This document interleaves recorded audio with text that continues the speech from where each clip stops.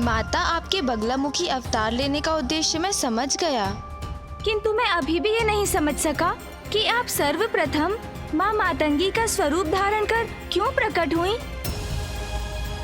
उसका क्या रहस्य था माता?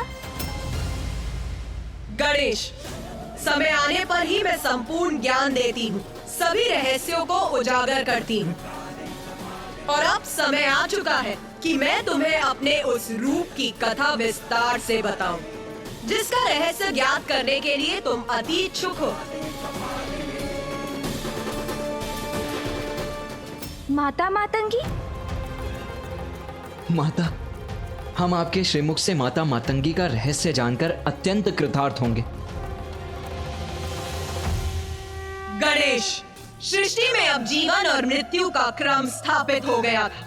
अधर्मियों को, दुष्कर्मियों को उनके जीवन के उपरांत ही उनके कर्मों का दंड मिलने का विधान भी स्थापित हो गया था। सभी प्राणियों को सुपथ पर चलने के लिए प्रेरित करने हेतु संसार में ज्ञान भी स्थापित कर दिया था, किंतु अभी भी मेरा कार्य पूर्ण नहीं हुआ था। किंतु माता, अब आपका क्या कार्य शेष था?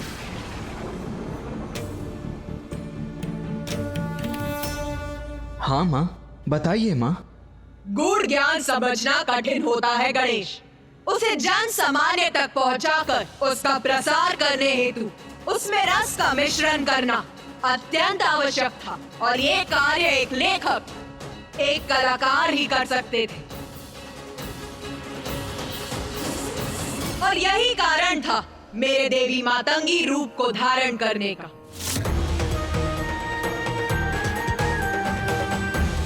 क्योंकि अपने इस रूप में मैं अपने भक्तों के द्वारा संसार में ऐसी और कला आदि का सृजन करती हूँ, जिनसे जुड़कर प्राणी पाप कर्म से दूर रहे और संसार का कर्म निर्बाध रूप से आगे बढ़ता रहे।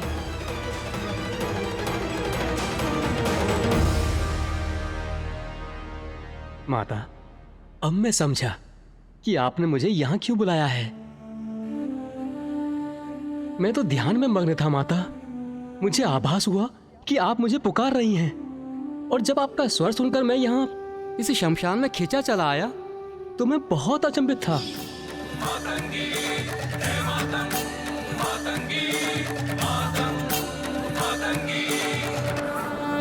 किंतु अब मुझे स्पष्ट हुआ कि ये आपकी ही लीला है, और आपने अपनी ही लीला का ग्रंथ रचने के लिए मुझे यहाँ पर बुलाया है।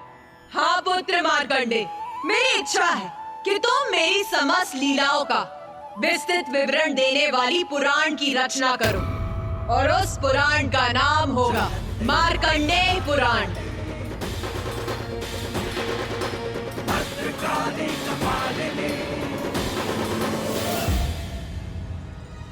माता, आपने इतना महत्वपूर्ण कार्य सौंपकर मुझे कृतार्थ कर दिया। माता, इसी क्रम में मुझे बताने की कृपा करें कि जो भक्त संपूर्ण निष्ठा और भक्ति से आपके दैवी मातंगी रूप की साधना करते हैं, उनको आपकी कृपा स्वरूप क्या फल प्राप्त होता है? देवी मातंगी रूप में मेरी पूजा करने से मेरे भक्तों को वाक शक्ति और उच्च कलाओं की सिद्धि प्राप्त होती।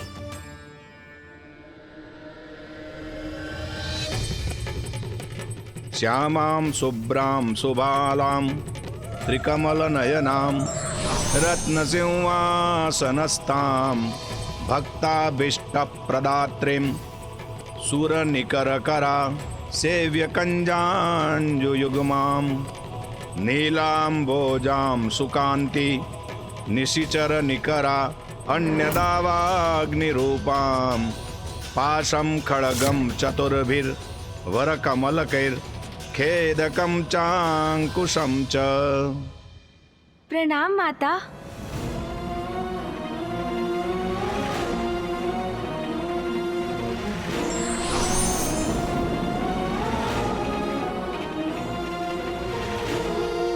मुझे प्रतीत हो रहा है कि इस विषय को लेकर तुम्हारे मन में अभी भी संशय शेष है। संकोच मत करो, पूछो गणेश।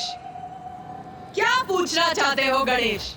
माता, आपने ऋषि मार्कंडे को पुराण की रचना का निर्देश तो दे दिया, किंतु वो आपके दशम स्वरूप को जाने बिना ये कार्य कैसे पूर्ण कर सकेंगे?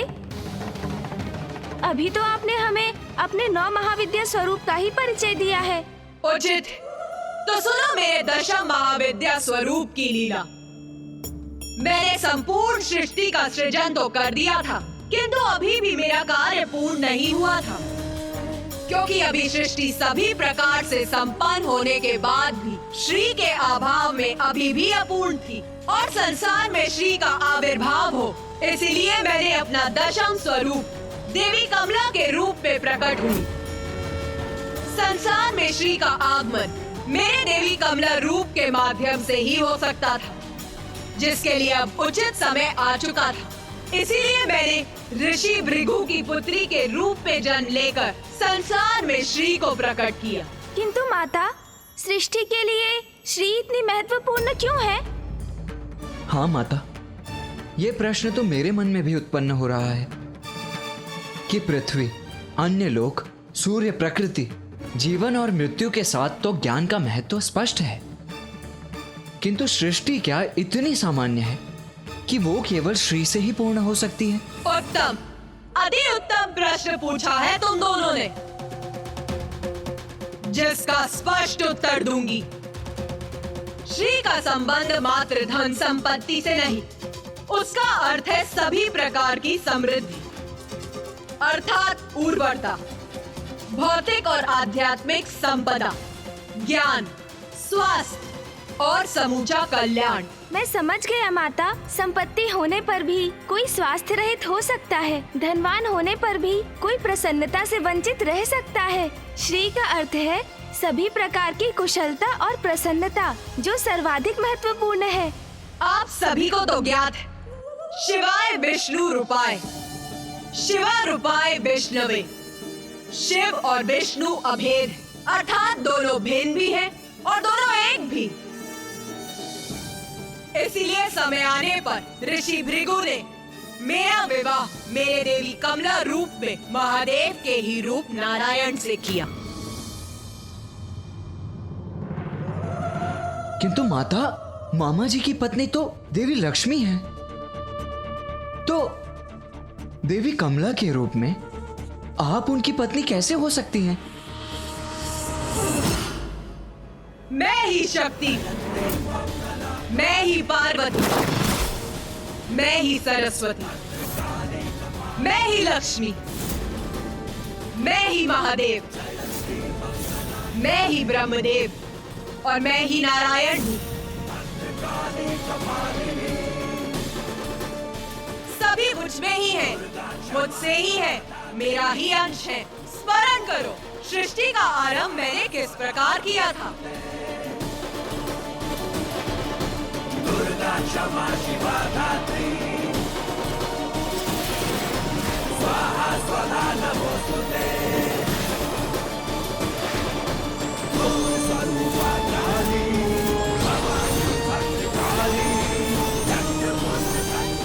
समस्त त्रिदेव और त्रिदेवियां मुझसे ही उत्पन्न हुए, नारायण और देवी लक्ष्मी भी, क्योंकि देवी लक्ष्मी कमल पुष्प पर वास करती, इसीलिए उनका नाम कमला पड़ा।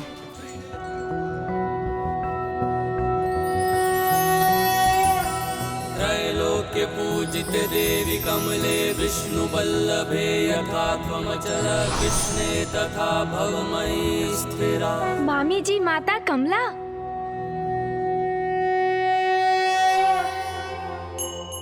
माता, आपके श्री मुख से आपके समस्त महाविद्या के रूपों का विस्तृत वर्णन सुनकर हम कृतार्थ हुए, और अब देवी श्री महालक्ष्मी की कृपा से भी हम लाभान्वित हुए हैं। माता, अब हमें ये भी बताइए कि आपके इस रूप की पूजा करने से आपके भक्तों पर आपकी कृपा किस प्रकार होती है? मेरे अर्थात देवी कमला के रूप में माता संसार की श्री अर्थात देवी लक्ष्मी के रूप में होती हैं, किंतु श्रीहीन होने का अर्थ है कांति से रिक्त होना। श्री के अभाव में सभी धन, संपत्ति, विद्या आदि व्यर्थ है, वे शीघ्र ही नष्ट हो जाते हैं। संसार को श्रीयुक्त करने हेतु ही श्री महाकाली मुझे प्रकट करती हैं।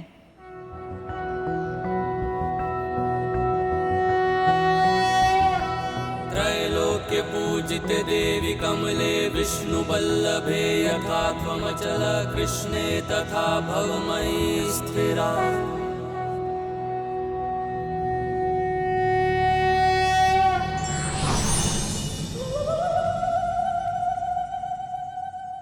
इस प्रकार मैं अपने महाविद्या स्वरूपों के माध्यम से संसार का सृजन करती और उस संपूर्ण अवधि में महादेव मेरे साथ होते। वो शक्तिशाली हैं, क्योंकि उनकी शक्ति मेरे रूप में उनके साथ होती। संसार में जो भी शक्ति व्याप्त है वो मुझसे ही है। प्रत्येक प्राण में अर्थात देव दानव, पशु पक्षी, पेड़ पौधे, सूर्य चंद्रमा, उन सभी की शक्ति मुझसे ही है। उन सभी के कण कण की शक्ति मैं ही हूँ। मुझसे ही ये संसार है।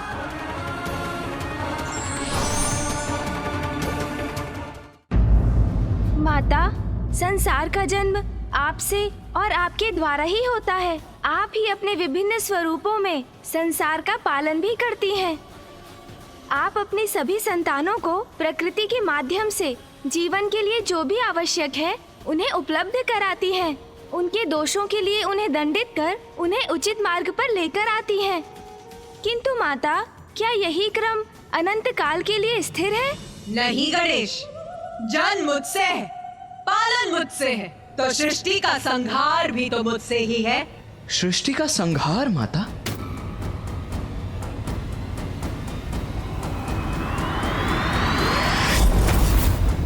मनुष्य हो अथवा असुर, प्रत्येक लोक में सभी अपनी महत्वाकांक्षा को सिद्ध करने हेतु संघर्ष का मार्ग अपनाते हैं। छोटी छोटी बातों पर जहां असुर एक दूसरे का ही संहार करने लगते हैं, वही ऋषि मुनि अपने को सर्वोच्च सिद्ध करने हेतु भगवान की पूजा छोड़कर अस्त्र शस्त्र उठा लेते हैं।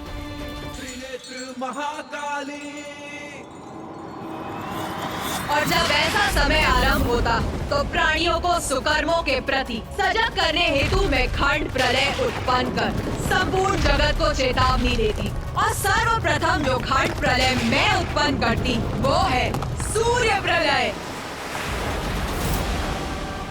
देवी तारा, देवी तारा, देवी तारा।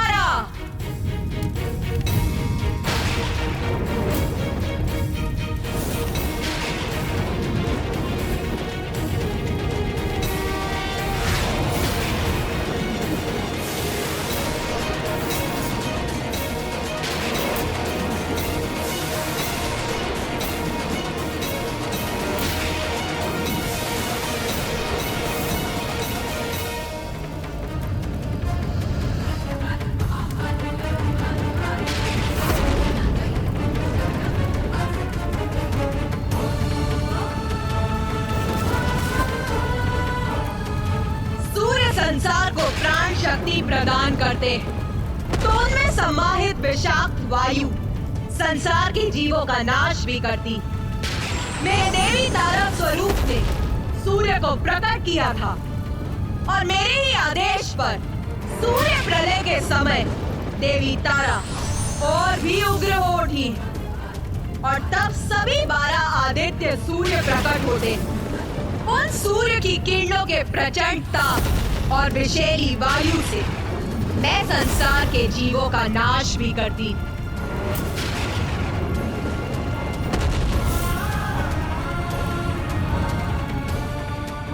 धर्म का पालन और धर्मोचित मार्ग पर चलना ही उचित है। उन्हें ये स्मरण कराने और समझाने हेतु मुझे कभी कभी अकाल जैसी प्राकृतिक आपदाएं उत्पन्न करनी पड़ती हैं।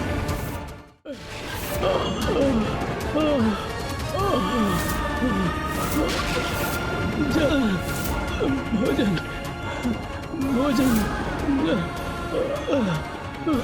जल। हमें क्षमा कीजिए माता, हमें क्षमा कीजिए माता, हम पर दया कीजिए, हम भक्ति पथ से विमुख हो गए। क्षमा कीजिए माता, हमें क्षमा कीजिए माता, हम पर दया कीजिए, हम भक्ति पथ से विमुख हो गए थे, हमें क्षमा जब मैं इस कीजिए। प्रकार खंड प्रलय को उत्पन्न कर ऐसी चेतावनी भेजती तो सभी सन्मार्ग पर लौटना प्रारंभ कर देते।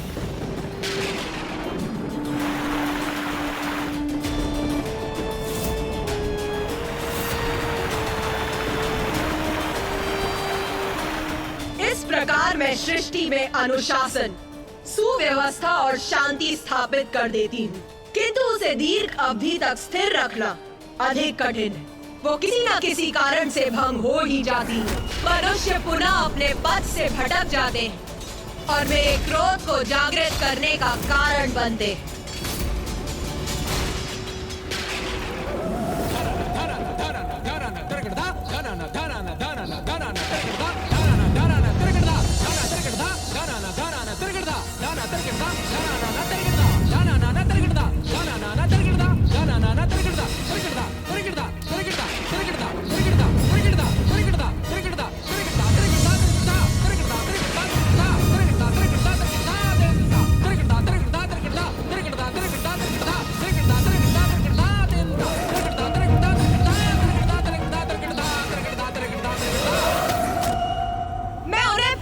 एक और खंड प्रलय रूपी चेतावनी देने हेतु उत्पन्न करती जल प्रलय।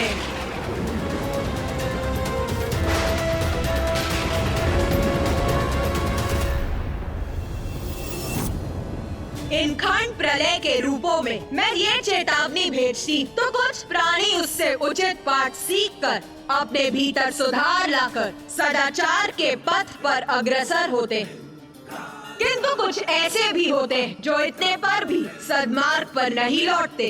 और मेरी इतनी चेतावनियों के बाद भी यदि प्राणियों का आचरण नहीं सुधरता है तो कल पूर्ण होने पर मेरी प्रलय लीला होती, जिसमें पृथ्वी का विनाश आरंभ होता है, प्रकृति का अंत हो जाता है और प्रकृति के बिना पृथ्वी पर जीवन का भी अंत हो जाता है।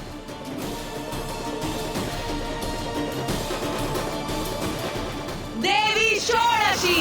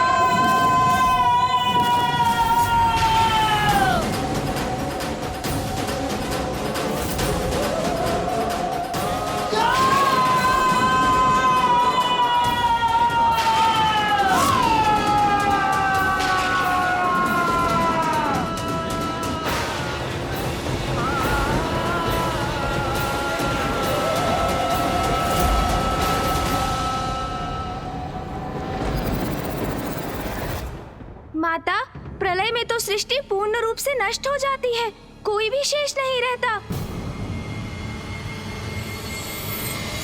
हाँ पुत्र, उचित दिशा में देख रहे हो तो तुम्हारी दृष्टि से ही तुम्हारे विचार इंगित हो रहे हैं, जो सर्वथा उचित है। एकमात्र पुत्र मार्कंडेय ही है जो सृष्टि के अंत के साक्षी होकर भी जीवित है। क्योंकि माता, ऋषि मार्कंडेय तो चिरंजीवी है। हाँ पुत्र, और पुत्र मार्कंडेय को सृष्टि के अंत के साक्षी बनने के क्रम में कुछ ऐसा भी देखने का सौभाग्य प्राप्त हुआ जिसका अनुपम दिव्य सौंदर्य था। हाँ माता, प्रलय के उपरांत उस अथाह जल के मध्य एक द्वीप पर स्थित रहकर अनेकों वर्षों तक मैं चलायमान रहा, और तब मुझे एक वट का पत्ता दिखाई दिया और उस पत्ते पर प्रभु नारायण अपने शिशु रूप में माता द्वारा सृष्टि के पुनरारंभ की प्रतीक्षा में थे।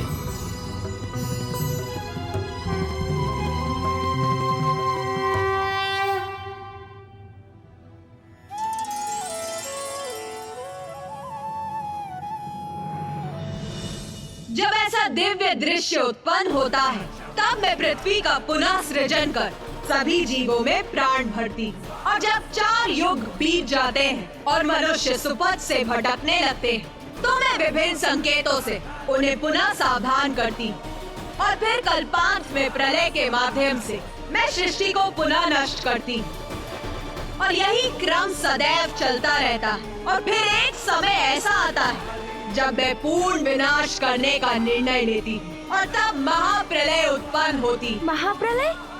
हाँ पुत्र, अभी तो तुमने प्रलय के विषय में सुना, किंतु इससे भी भयंकर और विनाशकारी होती है महाप्रलय, जिससे सभी कुछ नष्ट हो जाता है।